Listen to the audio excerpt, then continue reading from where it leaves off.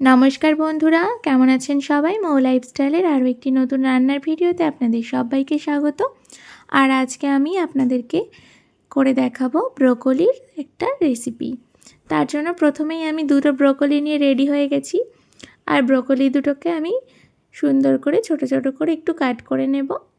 পুরো দুটো ব্রোকলি আমার লাগেনি, একটু হাফ দিয়েছি, মানে দেড়খানা মতো দিয়েছিলাম। আপনারা আপনাদের পরিমাণটা বুঝেই রান্নাটা করবেন। আমি একটু বেশি করেই বানিয়েছিলাম। আর আমার পুরনো বন্ধু যারা আছেন তাদেরকে অসংখ্য ধন্যবাদ আমার সাথে থাকার জন্য। মাঝখানে বান্ধবীর বিয়ের জন্য ভিডিও আপলোড করতে পারিনি, আর ভিডিও করাও হয়ে ওঠেনি। বিয়ে, বউ ভাত সব কিছুই তো কেটেছে। তারপরে তো চলে গেছিলাম ডিউটি। তো এত কিছুর মাঝখানে আর ভিডিও এডিটিংয়ের সময়টুকুই করে উঠতে পারিনি। আপনারা প্লিজ আমার ভিডিওটা স্কিপ না করে দেখে নেবেন আমি ব্রোকলি কীভাবে রান্না করি। আর আপনাদের যদি এর থেকে ভালো কোনো প্রসেস জানা থাকে তাহলে কিন্তু আমাকে অবশ্যই কমেন্ট করবেন।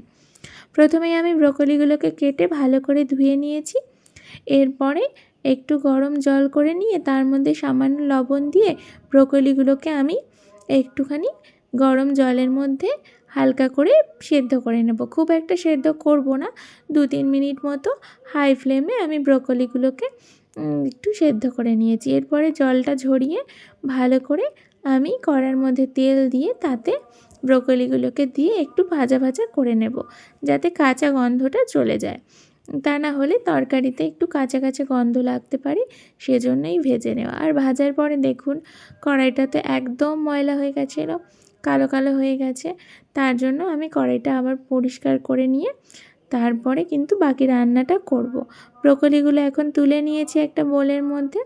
আর এদিকে আবারও কড়াই বসিয়ে দিয়েছি, আর তাতে দিয়ে দিয়েছি পরিমাণ মতো সাদা তেল। সাদা তেলের মধ্যে আমি ফোড়নের জন্য দিয়ে দেব একটা তেজপাতা, শুকনো লঙ্কা, গোটা গরম মশলা আর গোটা জিরে। ফোড়নটা একটু লাল লাল করে নিয়ে তারপরে আমি কিন্তু এর মধ্যে অ্যাড করব হিং।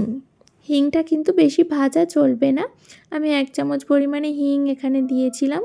আপনাদের কাছে না থাকলে নাও দিতে পারেন, এটা সম্পূর্ণ অপশনাল। হিংটা কিন্তু বেশি ভাজা হলে পুড়ে পুড়ে যেতে পারে, তাই হিংটা একটু নাড়াচাড়া করেই তারপরেই কিন্তু আমি দিয়ে দিয়েছিলাম এর মধ্যে পেঁয়াজ কুচি। অনেকেই রান্নাতে হিং পছন্দ করেন না, কিন্তু আমার কিন্তু হিংয়ের ফ্লেভারটা দারুণ লাগে। এবার দেখুন আমি একটা বড় সাইজের পেঁয়াজ কুচিয়ে রেখেছিলাম, সেটাকে দিয়ে দিচ্ছি। পেঁয়াজটাকে দিয়ে আবার সব কিছু মিশিয়ে একটু ভাজা ভাজা করে নেব। পেঁয়াজগুলো আমি মিহি করে কুচিয়ে নিয়েছি। বড় বড় করে কুচালে তরকারির সাথে মিশে যায় না, সেই জন্য আমি একটু মিহি করে কুচিয়ে নিয়েছি। যারা আমার চ্যানেলে নতুন বন্ধু তাদেরকে বলবো অবশ্যই আমার চ্যানেলটাকে সাবস্ক্রাইব করে পাশে থাকা বেল আইকনটা প্রেস করে রাখবেন, যাতে নতুন ভিডিও আপলোড করলে সবার প্রথমে আপনার কাছে নোটিফিকেশানটা চলে যায়। আর বন্ধুরা সবাই ভালোবেসে ভিডিওটা দেখে নেবেন, আর লাইক, কমেন্ট, শেয়ার করবেন। ভালো লাগলে বন্ধুদের সাথে একটু শেয়ার করে দেবেন। এবার আমি দেখুন আলুটা দিয়ে দিয়েছি পেঁয়াজটা ভাজা ভাজা হয়ে গেলে। আর আলুর মধ্যে দিয়ে দিচ্ছি পরিমাণ মতো লবণ, হলুদ গুঁড়ো সব কিছু দিয়ে ভালো করে আলুটাকে আমি পেঁয়াজের সাথে ফোড়নের সাথে মিশিয়ে নেব। আর এর মধ্যে আমি 1 চামচ পরিমাণ আদা বাটাও দিয়ে দেব। সব কিছু দিয়ে আবারও ভালো করে আমি মিশিয়ে নেব। ব্রোকলি খাওয়া কিন্তু মেয়েদের জন্য খুবই ভালো, কারণ ব্রোকলিতে থাকে ফলিক অ্যাসিড, যেটা কিন্তু মেয়েদের একদম কম থাকে। ব্রোকলি খেলে কিন্তু খুবই উপকার পাওয়া যায়। এখন বাজারে ব্রোকলি তো খুবই সহজলভ্য। এখন ফুলকপির থেকে ব্রোকলিটা বেশি উঠেছে বাজারে, সেজন্যই আমি ভাবলাম আপনাদের সাথে একবার রেসিপিটা শেয়ার করি কীভাবে আমি ব্রোকলিটা বানাই। খেতে কিন্তু দারুণ হয় বন্ধুরা, আপনারা এইভাবে অবশ্যই বানিয়ে নিতে পারেন বাড়িতে, আর সবাইকে খাইয়ে একদম তাক লাগিয়ে দিতে পারেন। খুবই সিম্পলভাবে নর্মালভাবে একটা তরকারি, কিন্তু সেটা কিন্তু দারুণ খেতে লাগে। তো দেখুন আমি মশলাটাকে সাথে ভালো করে কষিয়ে নিচ্ছিলাম আলুটাকে। আর এই সময় আমি 1 চামচ পরিমাণ কাশ্মীরি লঙ্কার গুঁড়ো দিয়ে দিলাম। কাশ্মীরি লঙ্কার গুঁড়ো দিলে কিন্তু কালারটা দারুণ আসে। অথচ বেশি ঝালও হয় না। এবার আমি ভালো করে আবারও কষিয়ে নিচ্ছি। দেখুন, আপনারা কিন্তু ভাত, রুটি, পরোটা যে কোনো কিছুর সাথে এই তরকারিটা শেয়ার করতে পারেন, সার্ভ করতে পারেন। কারণ আমি খুবই সিম্পলভাবে রান্নাগুলো করি, যাতে খেলে পেটের সমস্যা না হয় অথচ খুবই স্বাস্থ্যকর হয়। সেজন্য আপনারা দেখে নিন, এভাবে কিন্তু অবশ্যই বানিয়ে নিতে পারবেন। আর এখন দেখুন আমি এর মধ্যে দিয়ে দিলাম 1 চামচ পরিমাণে ধনিয়া গুঁড়ো, আর দিয়ে দেব 2 চামচ পরিমাণে জিরা গুঁড়ো। জিরে গুঁড়োটা আমি যে কোনো তরকারিতে একটু বেশিই ব্যবহার করি, আমার ফ্লেভারটা খুবই ভালো লাগে। এবার দেখুন আমি দিয়ে দিচ্ছি কাঁচা লঙ্কা আর মটরশুঁটিটা।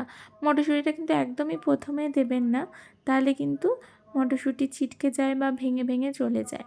তো একটু আলুটা কষিয়ে নেওয়ার পর আমি কিন্তু মটরশুঁটিটা দিয়ে দিলাম আর কাঁচা লঙ্কাটাও দিয়ে দিলাম। আপনারা ঝালটা বুঝে দেবেন, আপনাদের যেমন ঝাল খান সেরকম বুঝে দেবেন। এবার সব কিছু দিয়ে আবারও কষিয়ে নেব ভালো করে। লো টু হাই ফ্লেমে, মিডিয়াম টু হাই ফ্লেমে রান্নাটা করতে হবে। মাঝে মাঝে আমি জোরটা বাড়িয়ে দিচ্ছিলাম, আবার মাঝে মাঝে একটু কমিয়ে দিয়ে ভালো করে নাড়ছিলাম যখন লেগে লেগে যাচ্ছিলো তখন। এবারে দেখুন আমার ভালো মতোই কষে গেছে। এবার আমি কিন্তু এর মধ্যে আমি একটা বড় সাইজের টমেটো কুচি অ্যাড করে দেব। তারপরে সব কিছু দিয়ে আবারও ভালো করে আমি মিশিয়ে নেব। আপনারা যারা এতক্ষণ আমার ভিডিওটা দেখছেন তাদেরকে অসংখ্য ধন্যবাদ আমার পাশে থাকার জন্য, আর অনেক ভালোবাসা রইল আমার সকল বন্ধুদেরকে। দেখুন আমি টমেটোটা মিশিয়ে দিয়েছি, আর এখন গ্যাসের ফ্লেমটা হাই করে দেবো, কারণ টমেটো থেকে একটু একটু জল ছাড়ে, সেটা যাতে না ছাড়ে সেজন্য আমি কিন্তু দিয়ে দিয়েছি। এবার আমি ব্রোকলিটা মানে ভেজে রাখা ব্রোকলিটা কিন্তু অ্যাড করে দিলাম। এবার মশলার সাথে ব্রোকলিটাকে আবারও একটু ভালো করে কষিয়ে নেব, যাতে মশলাগুলো ব্রোকলির মধ্যে ভালোভাবে ঢুকে যায়। না হলে তো ব্রোকলিটা ঝোলে দিলে একদমই ভালো লাগবে না।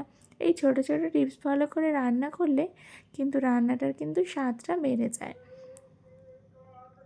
আপনারা নিশ্চয়ই আমার থেকে অনেক ভালো জানেন, তাও আমি একবার বলে দিচ্ছি, যারা নতুন আছেন, যারা নতুন ব্রোকলি রান্না করছেন, অনেকেই ব্রোকলিটা কিভাবে রান্না করবেন বুঝতে পারেন না, কিন্তু খুবই সিম্পল এই রান্নাটা। দেখুন আপনারা নর্মাল যেভাবে তরকারি হয় আমি কিন্তু সেভাবেই রান্নাটা করছি। আবারও ভালো করে মিশিয়ে নিয়েছি। এবার দেখুন পুরোপুরি কষে গেছে আমার সব কিছু, সবজি মশলা একসাথে সব কিছু ওয়েল কুকড হয়ে গেছে।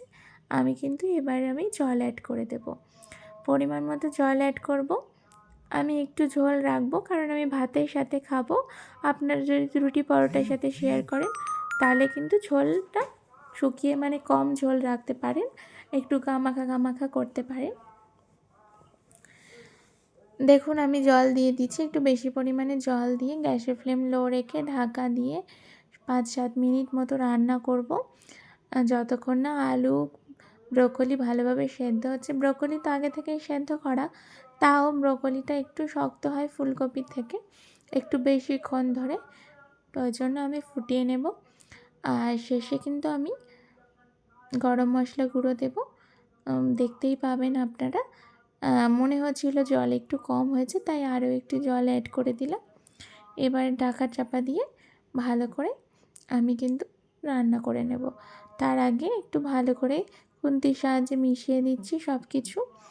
আর এই যে ঢাকা দিয়ে দিয়েছি, এবার দেখুন ঢাকা খুলে আমি একটু দেখে নিচ্ছি যে আমার আলুগুলো ভালোভাবে সেদ্ধ হয়েছে কিনা। ব্রোকলি তো দেখেই বোঝা যাচ্ছে ভালো করেই সেদ্ধ হয়ে গেছে, আর আলুগুলো সেদ্ধ হয়েছে কিনা সেটা একটু দেখে নিচ্ছি, কারণ নতুন আলু সেদ্ধ হতে একটু সময় লাগে। তো দেখে নিলাম আমার আলুটা ভালো করেই সেদ্ধ হয়ে গেছে, ব্রোকলিগুলোও ভালো করে সেদ্ধ হয়ে গেছে। এবার আমি এর মধ্যে গরম মশলার গুঁড়ো অ্যাড করব, 1 চামচ পরিমাণ গরম মশলা গুঁড়ো অ্যাড করে দিচ্ছি।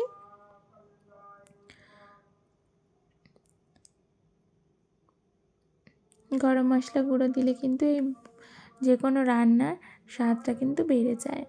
বিশেষ করে এই ফুলকপি, ব্রোকলি, মাছের ঝোল করলেও একটু গরম মশলা গুঁড়ো দিলে দারুণ লাগে।